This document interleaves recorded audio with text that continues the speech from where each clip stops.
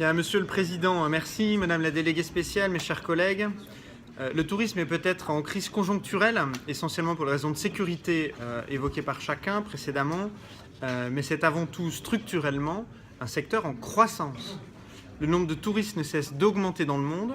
Le nombre des touristes internationaux dépassera 1,5 milliard en 2020.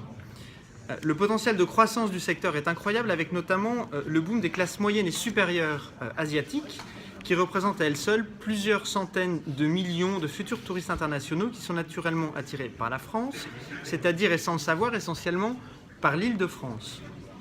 Toutefois, notre pays n'est pas bénéficiaire de cette croissance comme il devrait l'être. L'actuel gouvernement constatant lui-même, triste aveu d'impuissance, que si la France est la première destination touristique du monde, elle n'est que troisième en termes de recettes. Second constat, le support de l'économie touristique n'est pas délocalisable.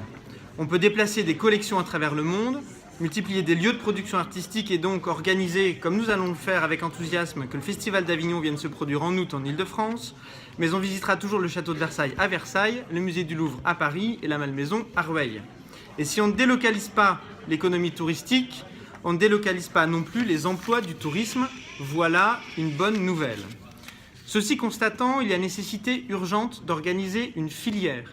Il y a tout d'abord une stratégie globale à définir, à laquelle je sais que notre collègue Othman Nasrou travaille d'arrache-pied. Ensuite, il est évident que la capacité d'accueil des structures actuelles est limitée.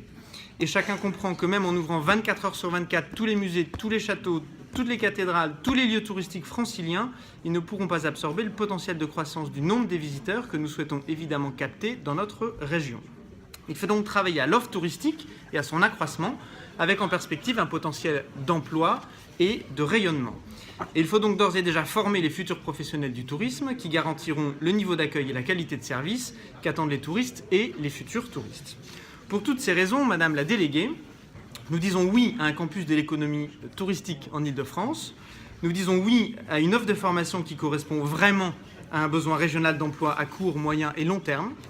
Nous disons oui à son implantation en Seine-et-Marne dans le cadre de l'Université Paris-Est, car c'est une petite avancée dans le nécessaire rééquilibrage entre les territoires en matière d'offres de formation, car la Seine-et-Marne est évidemment un grand département touristique, avec des lieux majeurs que nous connaissons bien, comme les châteaux de Fontainebleau, de Champs-sur-Marne ou de Vaux-le-Vicomte, mais c'est aussi le département des grands projets touristiques. Disneyland Paris hier, Village Nature aujourd'hui, le Parc Napoléon demain. Et enfin, nous disons oui à la participation active de la région, à cette dynamique qui s'inscrit par avance dans la stratégie globale en matière de développement touristique que, vous l'avez compris, nous appelons de nos vœux. Merci beaucoup, Thierry, pour ce soutien.